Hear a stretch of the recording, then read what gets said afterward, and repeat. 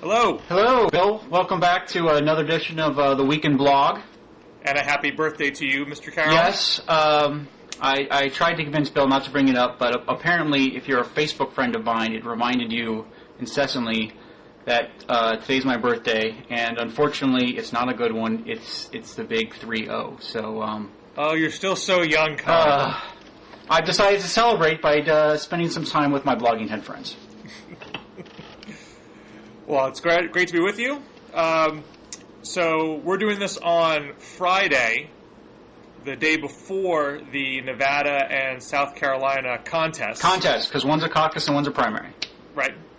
But certainly, regardless of what the results are, there was much hullabaloo within the blogosphere in the run-up. Yes. Starting first of all with the Nevada caucus, there was a suit put forward by the teachers' unions who have endorsed Hillary Clinton, big Hillary Clinton supporters. So not even by the entirety of the teachers' union. Was it just one of the locals? I believe, I apologize if I'm botching this, but I believe it was a statewide decision and there were local unions that were unhappy with it. Okay. Well, either way, someone with standing sued to enjoin the Democratic Party from forming these at-large caucus precincts on the Strip, which I think would be just fascinating to go to. I'm very sad that I'm not in Vegas watching this all go down. But the timing of the suit was such that it came on the heels of the Culinary Workers Union endorsing Obama. And the Culinary Workers Union is the Goliath of the labor set in Nevada. And of course, we can't say there was coordination, but Hillary allies definitely saw this as a major threat to Hillary, and so sued to enjoin the suit. And certainly the Clintons were not complaining about the suit. Right. They definitely did not get on the phone and tell them to stop right now. And the netroots didn't take kindly to this practice. Well, I would dispute that to some degree. I mean, there certainly was a netroots support of the lawsuit. But I think in general there's no coalescing around a single candidate within the liberal blogosphere. And certainly within some top bloggers, hesitation with both Clinton and Obama. And for some reason, I think maybe slightly more ire with Obama, if for no other reason that he's the new figure on stage, and there's fresh things to say about his alleged triangulation and Clinton's triangulation as old hat. So there are things like this lawsuit, and I would say other attacks that the Clinton campaign has levied at Obama, that would seem to be ripe for blogger truth squatting, but hasn't really happened in any kind of full force because the energy and enthusiasm to do so isn't quite there, and that speaks to perhaps some tactical decisions on Obama's part to keep the blogosphere at arm's length, even though he's been very active in the internet in a broader sense, but he hasn't really cultivated support from individual top bloggers. Yeah, I'll agree with you on both points, but I think this Josh Marshall Talking Points memo post that I'm about to read kind of proves the point. Is that Josh says after the lawsuit was filed, he writes, "There's one thing that's core to the modern Democratic Party is that voter suppression tactics are always wrong." And then he goes on to talk about the U.S. attorney purge scandal, etc. He says, "Please leave shameful tactics like this to the Republicans."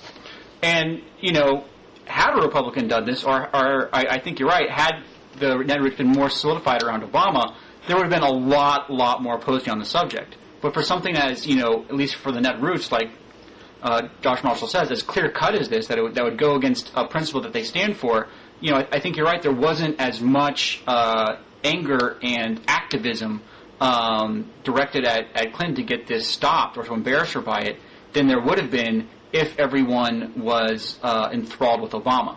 But they're not, and Obama had his own issues this week, and so you did not see the netroots, you did not see the bloggers get that unified and upset with Clinton over this. Now, that's not to say that the lawsuit is going to help the Clintons out in Nevada. From what I can gather, Oh, well, it's already been thrown out. It's sort of thrown out on the merits, and what the political ramifications of that might be. I sense, this is not a blogosphere observation, but just a media observation, it seems that the tenor of the coverage was that this was very crass and ham-handed on the part of the Clintons, that it was going to be trying to deny votes from hard-working union members who work on the Strip and have to work on Saturday. Teachers generally don't work on Saturday, so it's not really an issue for comparison. There was the semi-infamous contentious interview that Bill Clinton gave to a San Francisco reporter on the subject.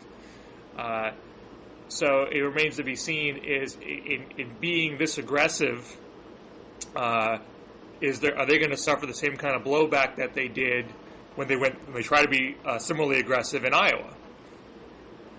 Right, and what was the case in Iowa again? It was... I just think, it was at this level of intensity, but there was, Billy Sheehan in New Hampshire throwing out drugs in the case of Obama, Bob Kerrey throwing out madrasa, other talk of, Muslim emails being spread around, and these things got pushed up to the surface, I think in part because of blogs, who thought these things were way out of bounds.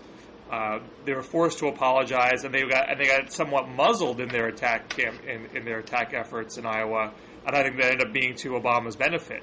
Whereas in New Hampshire, there was this wave of misogyny that Hillary got hit with that clearly showed a huge shift in the gender gap in her favor that helped her out. So all the attacks seem to be backfiring in general in this race. Although it remains to be seen if that will hold up in Nevada, if the attacks blow back on the Clintons, or are they doing so many attacks that some of them eventually stick and they weigh Obama down?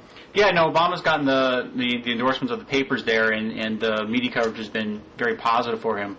But it's a caucus has never been participated in on this level, and since this will be aired right after the results are known, I am definitely not going to make any predictions.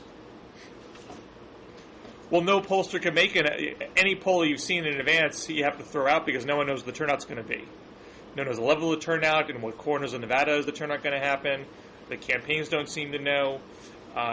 So it's all a big mystery, and perhaps it's better off that way, that there isn't the same obsession with following polls as there has been in previous contests that arguably distorts the media coverage. But one poll that I can report on, which the results are in, is that Barack Obama has pulled ahead in the Daily Kos White House 2008 straw poll. He is now beating John Edwards 41-38 for the first time, I don't think ever, but it would definitely be within a long, long time. So it seems as though 41-38 is definitely not a large majority.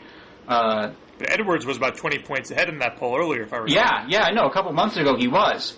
But, it definitely shows that if they are going to coalesce around somebody, as soon as Edwards dropped out, it's probably going to be Obama. That's the way it's been moving so far.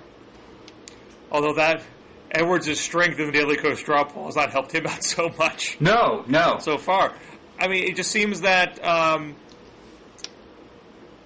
blogging activity has not had the same kind of impact in 2008 as I think it did in 2004 because it's been very fractured. It's not really been in service of a single candidate. You haven't seen the same kind of rigorous truth squatting, coordinated truth squatting going on because people are just kind of sitting back and saying, you know what, I'm just going to let this play out and see what happens. No, I definitely agree that there has been, Obama's had his problems with the netroots, and a lot of it has been self-inflicted. I guess we can move on to the big topic with Obama this week, which was a video that surfaced from his editorial meeting with the Las Vegas paper, in which he... Reno Gazette-Journal. Yeah, well, it was the Reno Gazette-Journal, not the Las Vegas paper? It was Reno, yeah. Reno, in which he didn't compare himself to Reagan, but he said he wanted to accomplish the same things Reagan did as far as realigning the country. I don't even think that's a fair characterization of it. Well, please characterize away. And I disagree with, and liberal bloggers, if you go to openleft.com, there's a post that shows there's wildly diverging opinion about how to interpret these comments. It's certainly not all liberal bloggers criticizing Obama. But in my read of it, it was a very dispassionate observation that there's a difference in the Reagan and Kennedy presidencies in that they moved the country in a dramatically different direction from where it was before, compared to the Nixon and Clinton presidencies, for whatever their merits or demerits, didn't have the same kind of fundamentally transforming effect on the country once they were over. So there was no. I don't even think that's terribly disputable. I mean, you could argue some of the objective analysis, I suppose, but he certainly wasn't trying to make a value judgment that I love Ronald Reagan and I will emulate his anti-government ideology in office. In fact, in the very same interview, he talked at length about how he criticized the Bush administration for not seeing the government as an agent of change, and that he wants to, quote, make government cool again. I mean, this is the exact opposite of Ronald Reagan. And so to separate out the Reagan comment from the other parts of the interview just strikes me as totally missing the boat of what Obama was talking about he wants to do as president. Well, I'm going to disagree with you here. I think this comment and what Obama was trying to say is at the heart of A, why this is the netroots, and B, why the netroots are very slow to warm up to him, if at all. And it's because, what Obama was trying to say there is that Reagan had, a message of hope, like Obama did, was conciliatory and, reached out to all Americans, and that Obama feels as though his type of change will have that same appeal, that he does not want to be bogged down in partisanship, and feels that the only real change that can happen is by getting as many Americans as possible to buy into his rhetoric and his vision. And the whole philosophy of the netroots is antithetical to that. The whole philosophy of the netroots is partisanship is great, conservatives are evil, we want to string them all up, humiliate them, storm the gates, crash the gates, whatever the word is, and Obama is rejecting this. On that same Open Left site, Matt Stoller has a quote from a friend who was at an Obama fundraiser event, and Matt vouches for it. But it is kind of in our rumor. But apparently, Obama said, there's a nasty aspect of politics on the internet that has to be dealt with. And, this is Stoller's point, is that Obama feels as though there's an intense partnership on the line that is detrimental, and he wants nothing to do with it. And, of course, Kos, all the rest of them, are all about partisanship and all about being nasty online. Totally true that Obama's bipartisanship rhetoric completely rubs a lot of folks in the blogosphere the wrong way. And I think it's why some, not all, but some were very quick to take the Reagan comment and put it in that narrative. But in my watching the entire interview, and I blogged about this myself, it ignores the fact that, and I have not liked a lot of Obama's bipartisan rhetoric myself, and I've criticized it at times. But in this context, he is articulating a very clear, principled ideology. And the discussion of Reagan is wholly symbolic. There's nothing in his talk of Reagan that embraces any aspect of Reagan's policy platform. And you have to, like it or not, know that Obama's strategy is a unifying rhetoric. But the thing that bloggers have often hated about that is that it ignores any kind of principled substance of what you want to accomplish. Well, Obama doesn't reject that. Obama has a very clear platform. It is practically identical to Clinton's platform and Edwards' platform. And the reaching out to Republicans and independents it hasn't diluted the platform in any way. There was no complaint from bloggers when Howard Dean, talked about reaching out to guys who have Confederate flags on the backs of their pickup trucks because they need good education, health care like everybody else does. When he first said that, people appreciated the creative way that he was reaching out to the other side. In fact, when Dean said that, he said it to a multicultural crowd, multiracial crowd, and got a standing ovation. So there was a respect for creative ways to take liberal principles and reach out with them.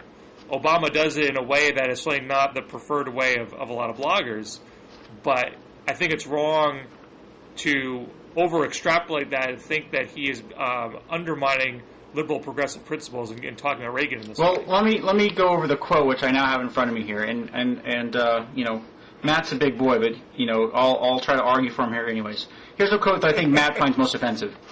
This is Obama. I think they felt like, with all the excesses of the 1960s and 1970s, and government had grown and grown, but there wasn't much sense of accountability in terms of how it was operating. I think he just tapped into what people were already feeling, which is that we want clarity, we want optimism, we want to turn to a sense of dynamism and entrepreneurship that had been missing. And I think that's what rubbed Matt the wrong way, is the excesses of the 60s and 70s, is that Obama was rejecting, elements of the progressive, movement that feel as though there were no excesses in the 60s or 70s. That, Reagan was just a, racist who preyed on tribalism. But Obama is acknowledging that, no, there were excesses in the 60s and 70s. The country felt that way, and Reagan voiced those concerns and were able to change direction for the country. I mean, regardless of how you feel about the role of government in the 60s and 70s, I think Obama's detached analysis of Reagan's victory is accurate. I'm not happy that Reagan was elected in 1980, but that is what happened. Well, I guess I'm just saying, perception that people from that quote, I don't think it's that detached. I think he's... But if I could see where you'd go that way if you didn't listen to the earlier part of the interview where Obama embraces government as an agent of change.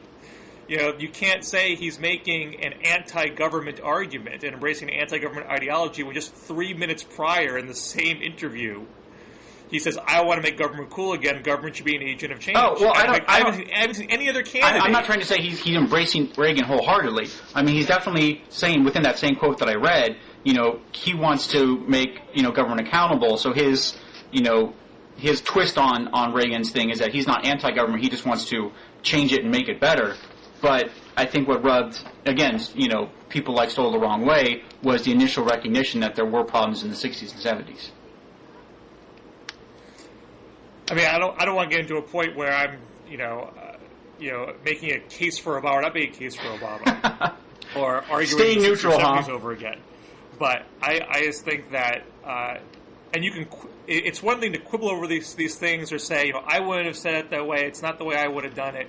But to argue that Obama is trying to run as a second Reagan or even make that leave that impression, I think is seriously distorting the entirety of that interview. Well, I mean, two more things on that. One is that the Reagan-Obama comparison is something that's actually been around for months. George Will made it in a op-ed, literally months ago. So it's something that not just Obama has felt, but other commentators. And I guess tying this into something you said earlier about the netroots not being able to drive messages and not being able to fact check people. That was one element of the debate on Tuesday in Nevada. That if netroots were driving messages, I think we would have seen. But with the whole issue over race, what did Hillary say? What did Obama say, etc. Obama's campaign is trying to say, no, we're not raising the race card. No, we're not raising the race card. But then Tim Russert has in his greedy little hands on during the debate the press release from Obama's South Carolina press operator who, basically was the one pushing the story that had collected all the quotes and put them in one place and said, no, Clinton is trying to play the race card here. And that's definitely a story that if the blogosphere was trying to stop either candidate would have been picked up on. But instead it was up to Tim Russert to show everyone that the that the Obama campaign was actually pushing the race card story. That's true. And And you came up with the debate, and Obama and Clinton went to the blame my staff, blame my surrogates mode. Blame my staff for Obama, blame my surrogates for Clinton. Right. And so that all ended up being water under the bridge. And I think it remains to be seen, who in the Nevada voters' minds comes off the worst for that. I think in general, the Clinton side is being seen as the aggressor, and that can cut both ways for them. That's true. But sticking with that debate, more than what was said by the candidates in that debate, I think the bigger fallout on the blogs was Tim Russert and Chris Matthews hating. Yes, and because a lot of liberal bloggers have not really picked sides with Obama and Clinton Edwards, there isn't a lot of active cheerleading type of blogging for them, truth squatting on behalf of one or the other. A default mode for a number of bloggers has just been media criticism, and in general, a rejection of the superficial way that the media treats political campaigning in general. And Tim Russert and Chris Matthews have become the poster children for this most recently. I think it was particularly stark after the ABC debate in New Hampshire was generally well respected and considered a relatively substantive debate as far as these things have gone so far this year and last. To have a lot of conflict for conflict's sake type of questioning, trying to push a lot of the race and gender buttons without really digging at deeper substance, to the point where someone in the audience yelled out at Russert to stop. That's generated a lot of blogger ire, and Chris Matthews getting, I think, the bigger brunt of it, that you have a Media Matters-led campaign about his repeated sexist comments, condescending, patronizing, objectifying comments, which really struck a nerve, across several aspects of the blogosphere, traditional liberal blogosphere, feminist blogosphere. And so it forced Chris Matthews to actually give this kind of, half-assed mea culpa on Hardball a couple days afterwards. So you are seeing bloggers have an impact on the media, even if they're not being as directly influential, in the presidential campaign at this very moment. Two things on that. First of all, Chris Matthews' dislike for the Clintons is not exactly state secret in this town. And I'm just surprised that a Clinton shop like Media Matters took this long to get him to apologize for it. Well, I don't know if it's quite accurate to call Media Matters a Clinton shop. Well, when at the Daily Kos convention, she took the opportunity to say that she helped create it, and they helped fund it, they helped organize it. So people can decide whether or not.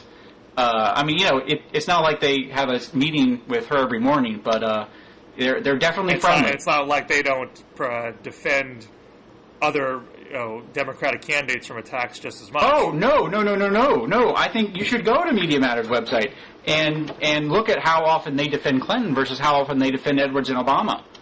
That's probably because there is a sort of bizarre level of Clinton hatred in the media. It's a question of what comes across the transom. But they've certainly defended Obama Edwards at times too. Yes, at times, when you have Richard Cohen writing the articles he does, of course you're going to respond to that. But I don't have any statistics to back this up. I have a day job, but definitely Media Matters spends a lot more time defending Clinton than they do any other Democrat. Anyway, I don't think that they went after Chris Matthews because of his Clinton hatred. I think they recognized that there was a growing amount of discontent for the misogynistic aspect of it. I mean, they had the quotes to back it up. They went back years of Hardball transcripts, MSNBC transcripts, how he repeatedly has treated women, like sex objects. I mean, it's really indisputable and quite disgusting. It goes beyond and somewhat separate to the presidential race, quite frankly. And if Matthews had a substantive critique to make of the Clinton campaign, which one can certainly be made,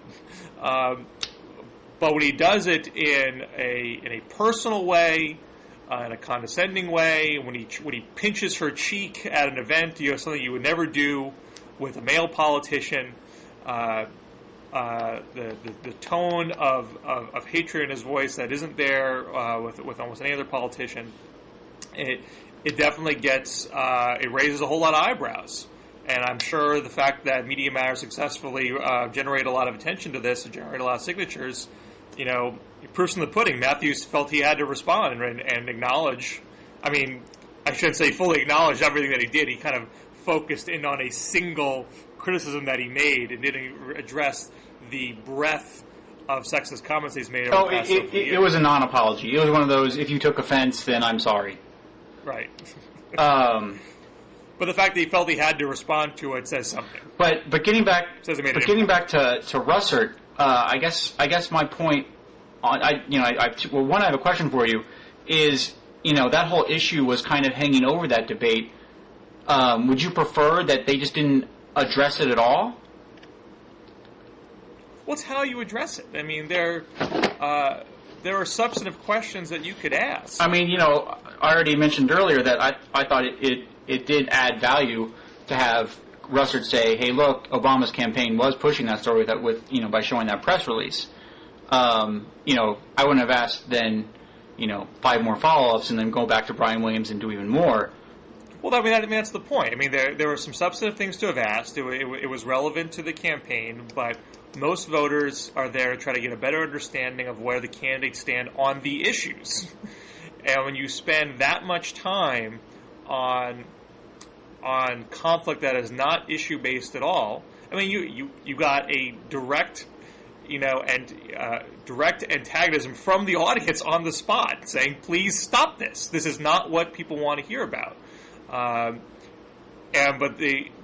NBC and most other debates have treated these things like just another type of reality show, not as any kind of civic responsibility to help voters make informed decisions about who they're going to vote for come their primary or caucus day. Sticking with NBC News, since we're talking about Russert and Matthews, did you see Keith Olbermann's first official front page diary on Daily Kos? I did see that. I'm not quite sure what prompted it. He seemed to be responding to accusations that he was being biased for one candidate or another within the Democratic primary race. Right. I think he was responding to feelings that he was too pro-Clinton in his debate analysis. Actually, I didn't see his debate analysis. In watching Countdown, I haven't noticed any kind of bias in it. We'll link to the Keith's Daily Kos diary, but I thought it was interesting for 2 reasons. One being that it just shows how friendly he is with that online community, and second, I feel as though he is trying to cultivate them in a larger takeover of NBC News, which would be to the detriment of Matthews and Russert. I think you're teasing a lot out of that. I think it was a Media Bistro report that quoted someone anonymously saying Keith runs at MSNBC. Yes, that is one of the items I'm referring to. What's interesting, and I actually wrote about this in my own book, if I may make a cheap plug. The rise of Olbermann in part stems from the aftermath of the 2004 presidential race, where he was the one anchor who delved into questions of the Ohio election irregularities. And this was after John Kerry had said, "Forget it, I'm not going to contest this." But he dove in, and he generated a huge amount of supportive email. No, he's definitely on the same page with the netroots. My only point there is that because he not only stuck his neck out, but got the netroots love, tangibly after that. If that hadn't happened, I'm sure his bosses at MSNBC would have whacked him on the spot. But he was able to go to them and say, "Hey, there's a niche market here that I'm catering to, and no one else is. So get off my back." Well, I think I don't think Keith needs to go to his bosses with blog posts saying these people love me. He just needs to go to his bosses with his numbers, and they love him for that. Well, I mean, right after that viewer email, his ratings shot up in that month. So the two combined, covered his back and allowed him to keep doing what he's doing. But going back to my Olbermann netroots conspiracy theory, Atrios loves to hit on everyone's ratings. NBC loves to harp on Matthews' troubles, and most of all Tucker Carlson. And there is definitely a movement in the netroots to get Tucker Carlson kicked off there. There was even rumors a little while back that there was something imminent going to happen, and it fell through. From my inside sources at NBC, I know that Olbermann has people picked out and named to replace Tucker if he ever should go. So there is a campaign to Olbermannify MSNBC. There's certainly a lot of bloggers in the netroots who would love to see Rachel Maddow get a show. Well, I wasn't going to name names, but since you brought it up, that would be the person that Keith wants to see get that job. I certainly don't know what's going on inside MSNBC. I take your reporting for its word, but that's above my pay grade to know what's actually going on inside. But I'm sure that there is. I mean, I know there's a lot of grassroots support for Rachel, and I would not be shocked to see her get it because I would wholly suspect she'd get higher ratings than Tucker would, and that's all I think in the end MSNBC cares about. They are business. That's right. Well, we've talked about the left side of the blogosphere for a lot. So have we been? I lost track. Because I'm sure there's lots of fun analysis going on the conservative side after McCain was blunted in Michigan by Mitt Romney. Before you had been surmising that conservative bloggers were getting over their McCain hatred and were about to accept him as a nominee. Do you think they are rethinking that and returning to their tried and true McCain dislike? Oh, definitely. The Republican primary from day one, if you look back at, has been whack-a-mole. Who's ever on top, conservatives rip apart.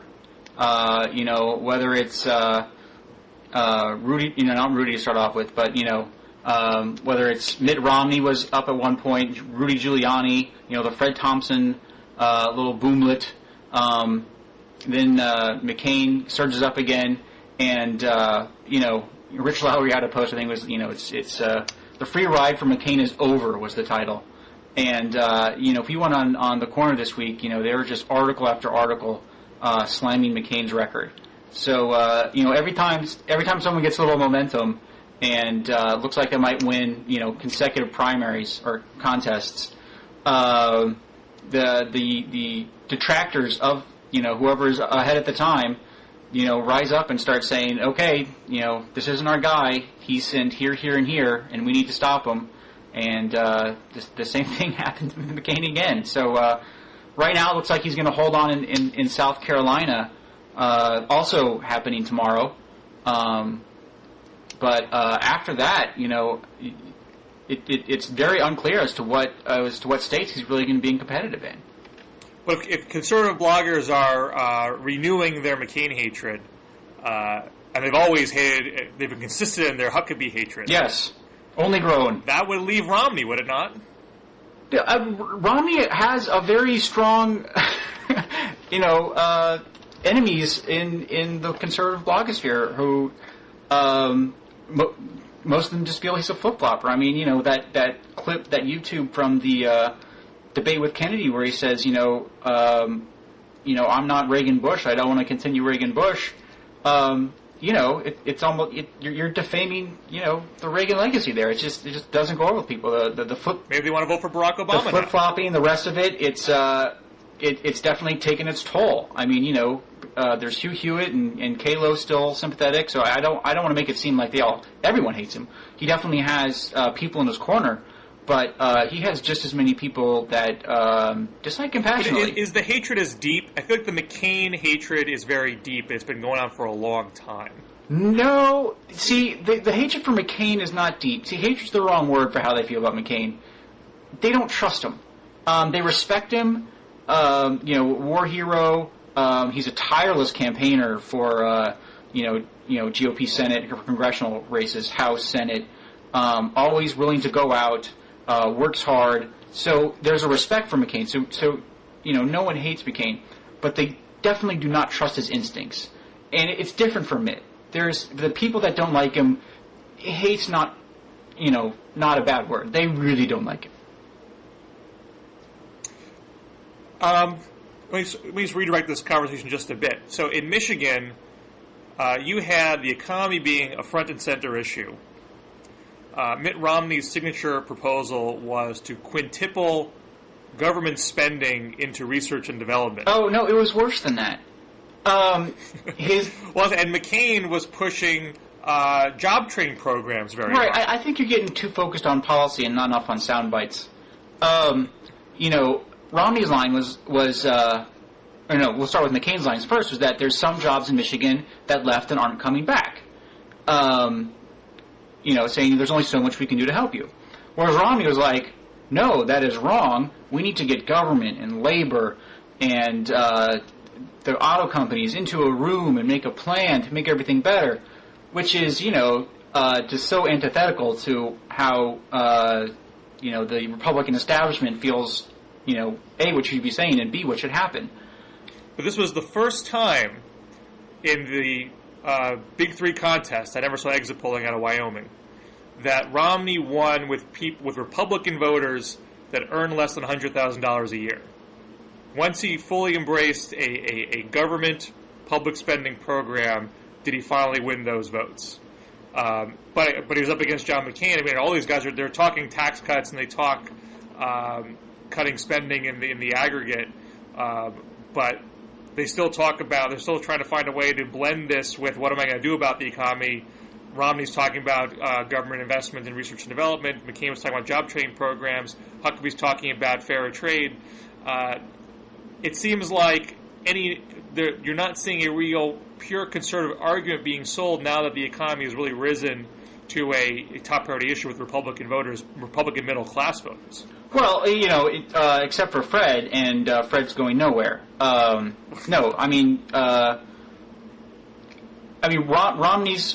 Romney's Michigan economy comments were really kind of more focused on Michigan. His dad was governor there. He grew up there. So he was trying to sell himself as a businessman who can change that state. But coming out of the New Hampshire primary, the biggest thing I noticed out of Romney was just a complete shift in message to change. You could wait till Obama rally was over and move a Mitt Romney rally in there and use the same signs. Well, he would change in New Hampshire, but just try to meld that with this general notion as him as a Mr. CEO business turnaround guy. And that didn't get the job done. It was when he specified the change and made that change a government program that he seemed to get some traction in Michigan. So I'm just curious if the tenor of the policy discussion in the Republican primary is making conservative bloggers blow a gasket, that any notions of restoring conservative policy to the White House is slipping through their fingers. Well, I guess it's a good transition to our last topic, which is the stimulus, because they're definitely been blowing gaskets over that. Michelle Malkin has a post up where she, I just want someone who's going to say, get over it, basically. And well, her mortgage crisis bumper sticker is "Suck it up." Right.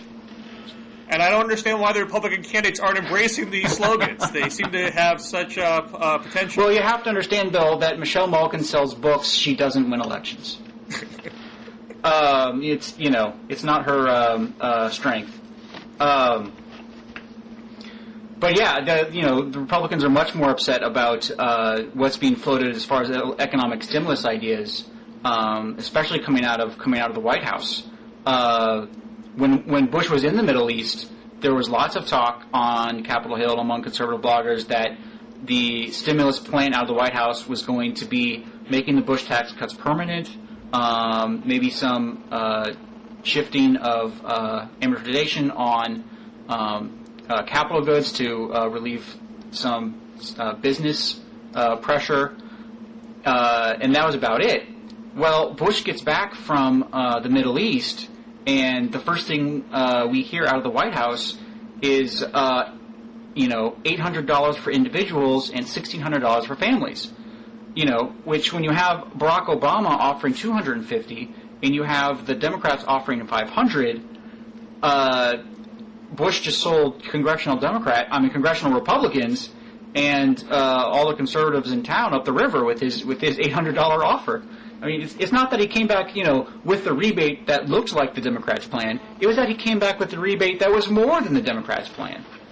Now, is that money going to a higher income bracket than Democrats are offering? No, I mean, we're working. There's no, fixed proposal here. But the press reports I'm reading in the Post say it is capping at something around like 77,000 for individuals, 110 for families, and it's unclear whether or not it will be an earned income tax credit. So people that don't pay a lot of taxes would also get it. But right now, I think conservatives are ready to believe the worst. So until we see something definitive, I know at least in the Heritage Building, we assume it's going to be for everyone under 77,000 and everyone under 110. So it seems like on the conservative side of things, you're not looking at this as necessary political posturing to weather the economic storm. There's a deep concern that there is actually a fundamental shift away from conservative ideology, regardless of who wins the White House in 2008. No, I think it's much more of a worry that Bush has finally reached that point in his presidency where he doesn't care what we think, and so pretty much everything is fair game with what he might do, and I think conservatives in this town have all kind of lost faith with Bush at different times, whether it was early on with the prescription drug benefit, or whether it was with Harriet Miers or No Child Left Behind, or most recently, for most people, immigration.